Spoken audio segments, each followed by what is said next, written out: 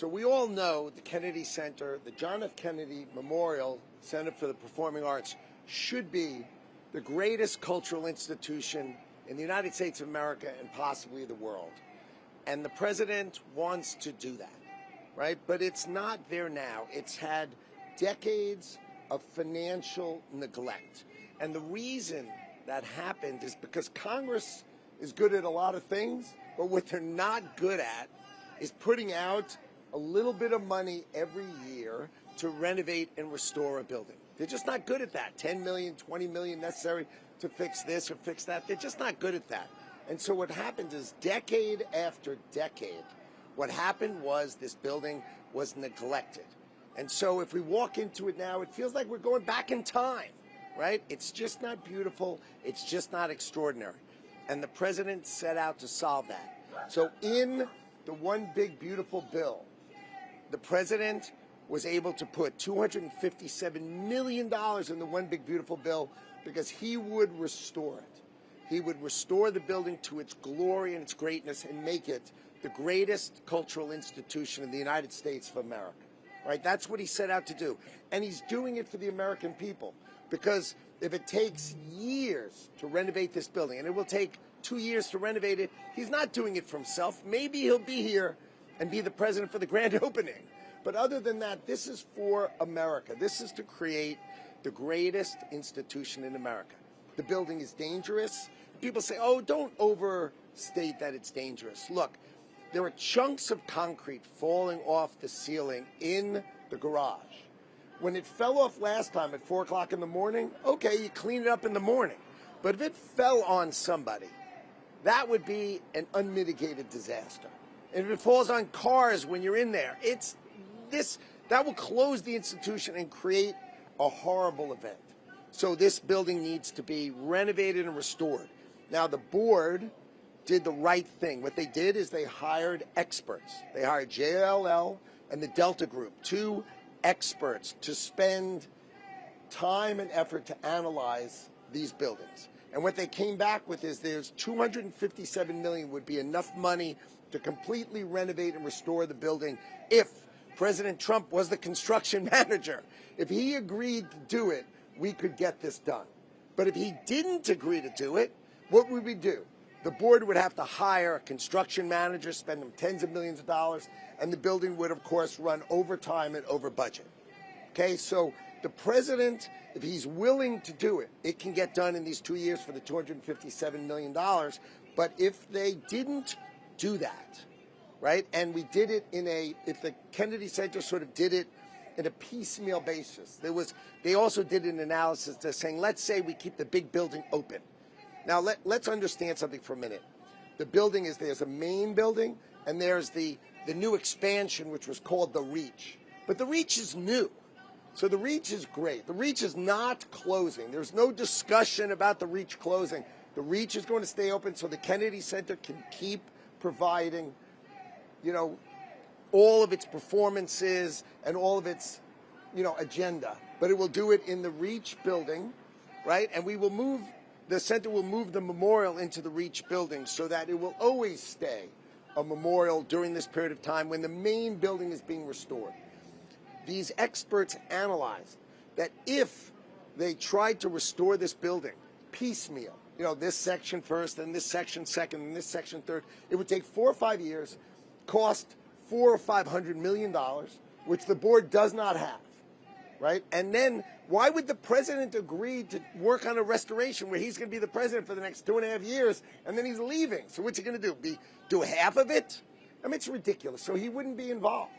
So either the board agreed to close it, right, and let him do it, or do it another way without him. And the board decided in a very reasonable way. The board came up and said, look, let's vote to close it after we've had these expert reports that were filed, by the way, with this court last week.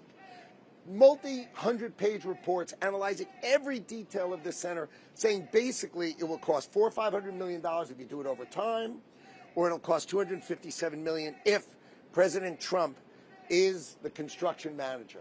And look, he has the power and he has the expertise to get this done. He is the greatest builder in the world, And he will get it done on time, on budget, and there will be an extraordinary grand opening of the greatest building of performing arts, but it will be called the John F. Kennedy Memorial Center for the Performing Arts. So that's yesterday, okay? What the board also decided is the board decided it wanted to acknowledge President Trump by saying underneath the name of the building, which will remain the John F. Kennedy Memorial Center for the Performing Arts, renovated and restored by President Donald J. Trump, right? Renovated and restored. An acknowledgement, the same way every university, every hospital, every cultural center in the world likes to acknowledge the people who raise it the money.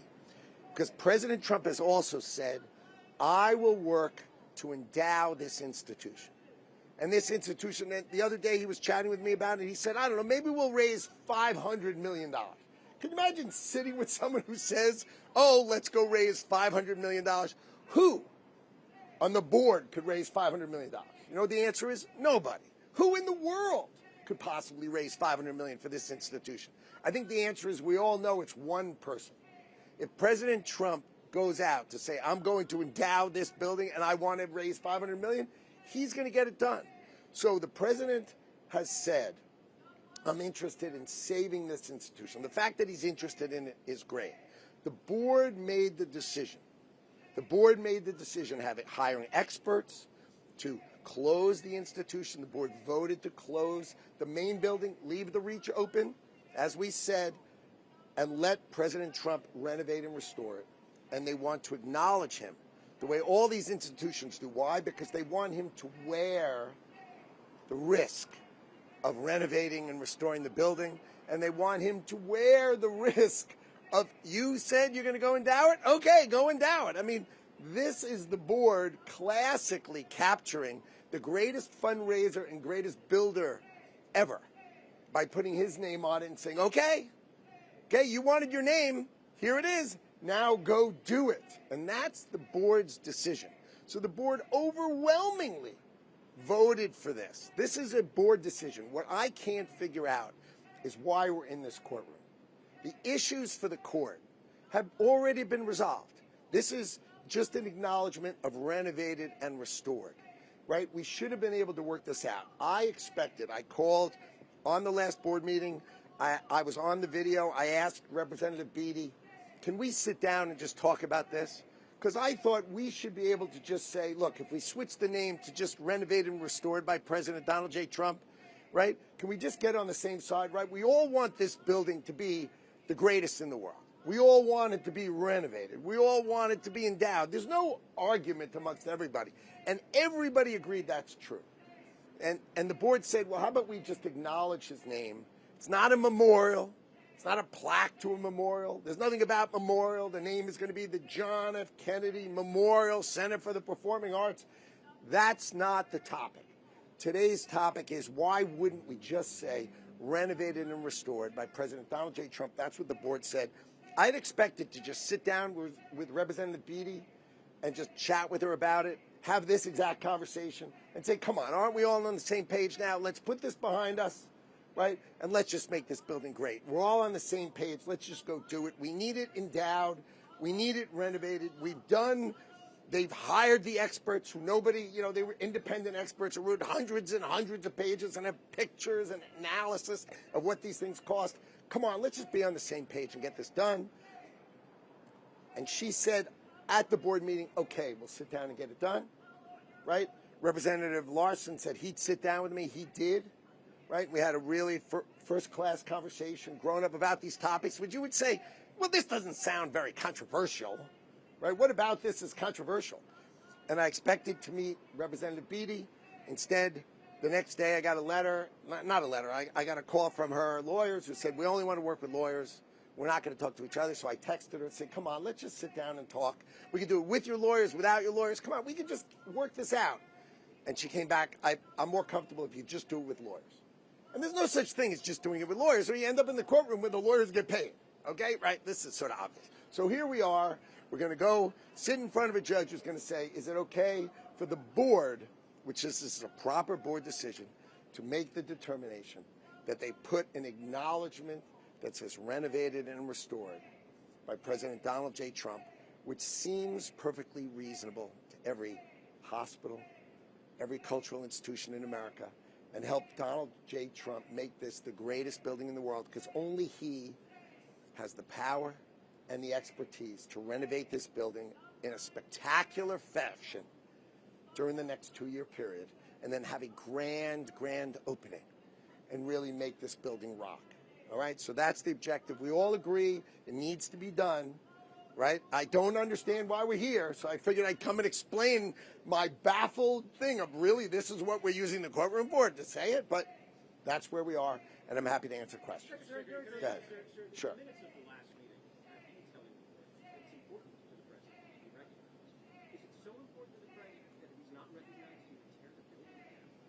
No, the concept of if the building is not properly renovated and restored, eventually it falls into a set of disrepair that it cannot be used.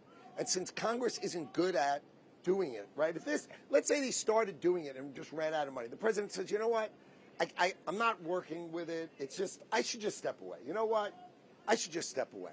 Then what will happen is it'll just run out of money. It'll be a halfway done, a quarter way done, and it'll run out of money, and then over time, it will just go down and down and down until at some point, a building that was built in 1964 that isn't renovated does eventually get torn down.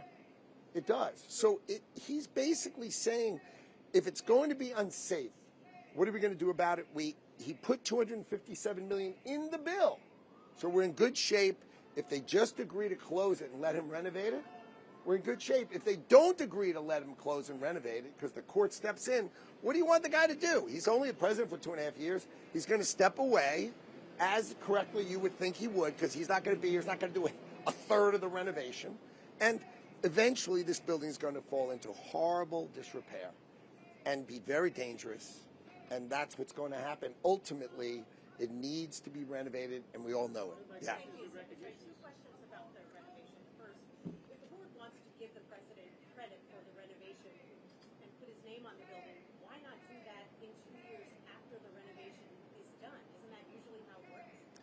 Actually, it's not usually how it works. The idea, when you have the greatest philanthropist, the guy who's going to raise you $500 million, you just need him to agree.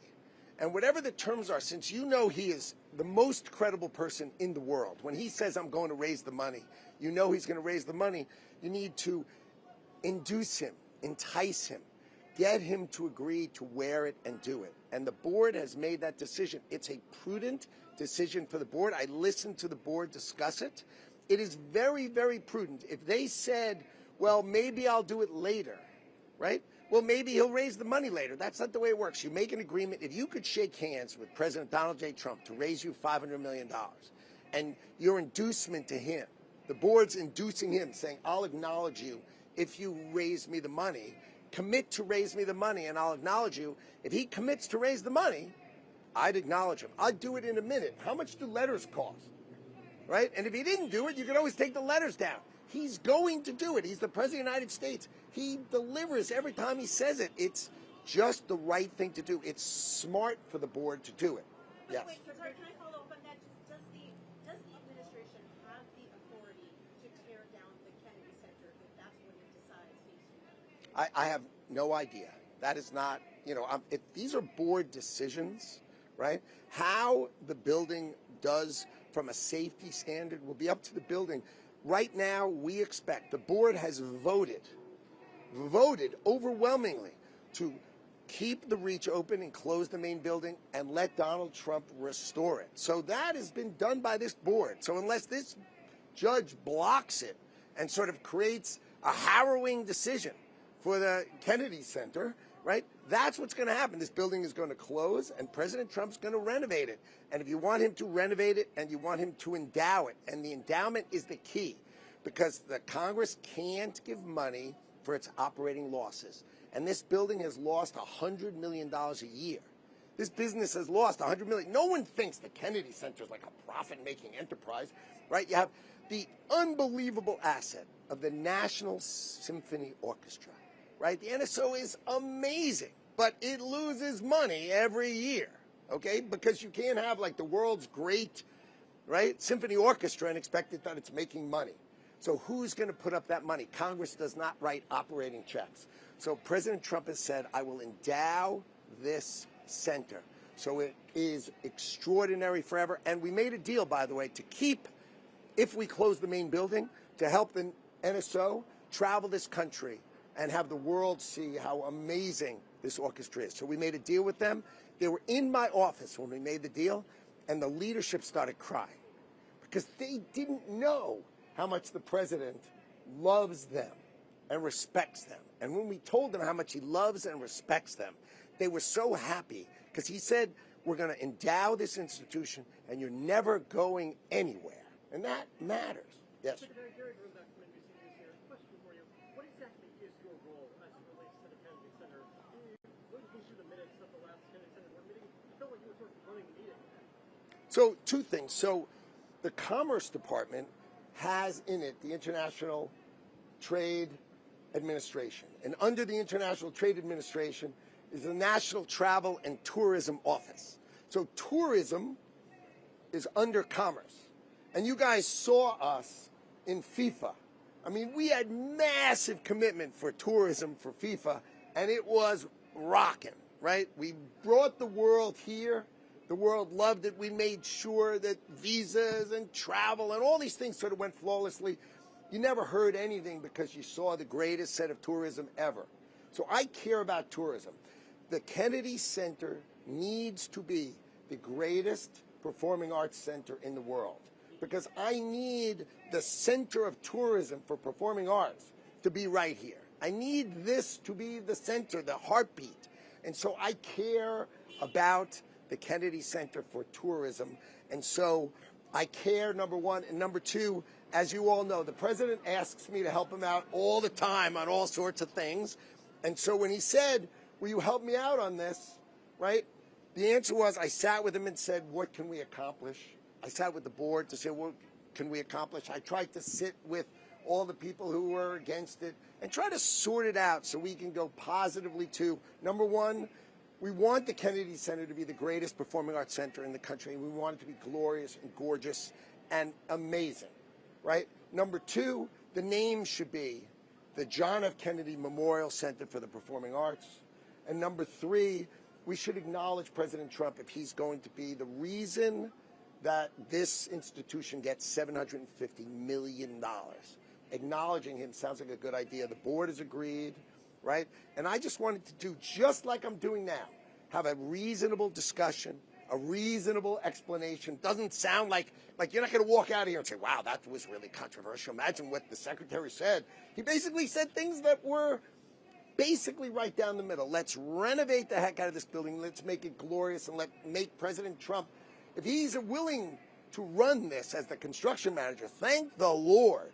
And number two, if we acknowledge him and he raises us $500 million, wow, is that the greatest deal ever? Yes.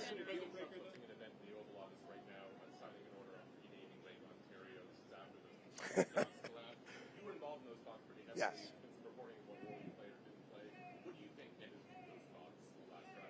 All right. I met with their trade minister LeBlanc at least 10 times in the last month. I spoke to Mark Carney twice in the 24 hours before this ended. Twice. I have texts back and forth with Mark Carney. I have a long-standing relationship with him from when he worked at Goldman Sachs way back when, let alone when he was at the Bank of England. So I've known him a long time. So it's easy for me to communicate with him, right? Canada has the best trade deal in the world before we started. We negotiated, and Canada was going to have the best trade deal in the world. And what happened was that Canada walked away. We had a deal. We shook hands. The president announced it, right? Everybody was positive. Canada made the decision for political purposes. They wanted to walk away. This is politics only. If you think I ever said the words French, do I care about how the Quebecois speak? I mean, what could matter less to America? We don't care. So the fact is, we never brought those words up. This is manufacturing. That's why the president put out a truth saying it was a complete lie, right? It was manufactured. So there's the Sovereignty Party trying to run, and they're in the lead in Quebec. And so this was Mark Carney manufacturing something that would try to keep them from winning. And then you have Alberta has an independence resolution. These are elections in October. So he's making this a political thing for Canada. And my guess will be, as soon as his elections are over, you're going to see a plane full of Canadian negotiators flying down and go, come on, we'll give it to you before your election. We're just being used by them, right? That's what happened. That's why it ended. It didn't happen for math. The math was sensational. It was a great deal that we shook hands on. They said that you did not want to extend the tariff for the medium and heavy-duty trucks. Well, the words medium and heavy-duty trucks were raised in these trade negotiations at Friday at 4 o'clock. Never. Like I just said, I met with LeBlanc 10 times. I spoke to Carney twice. These were not raised. These were not part of it. This is a different thing. This is medium and heavy trucks. This is what you and I drive. This is like an F450. You go, I know what an F-150 Ford is. What's an F-450? Oh, it has 2 wheels on the back. And you're like, well, who sees those? Like, what is that? That's a construction product. That's it's a whole different category. It was never raised. These were things they put in order to make it end. You know, when someone doesn't want the deal, they make up and say, oh, I'll do the deal with you only if you wear green. And you're like, but I'm not wearing green. You say, oh, sorry, it's not going to work out. It was nonsense. Yes. Just for clarity, when would demolition begin if this case does not go your way? Demolition is the papers that went in were basically saying if you don't renovate this building, right, if you just leave it be, that eventual is going to be the outcome. If you don't renovate a building, right, and things start falling off, it's going to close. And once it closes, you either put up the money to fix it or you don't. But fortunately, the board has voted to close it. The experts have analyzed it, right? And this court will allow it to be closed, and it will be fine. The president will renovate it. This will be beautiful. It's just what was pointed out by the court papers was, what if you do nothing? And bad things happen, but they're not going to happen on Thursday. No one's saying it's happening on Thursday.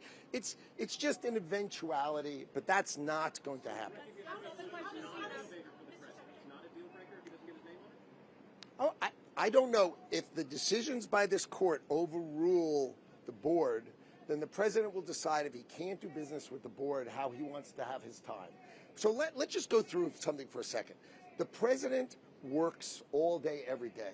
And there are 2 things that he does for enjoyment. He plays golf on the weekend, and he builds. He loves to build. So why are we talking about this? This is what he enjoys. So late at night, 11 o'clock at night, he calls me and wants to talk about things he's building because it's fun for him.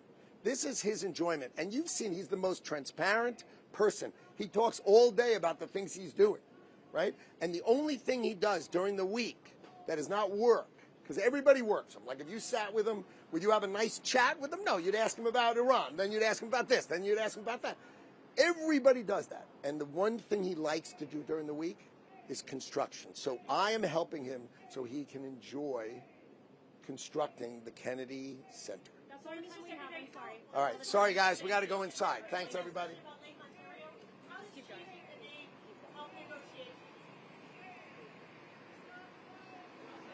Thanks to you.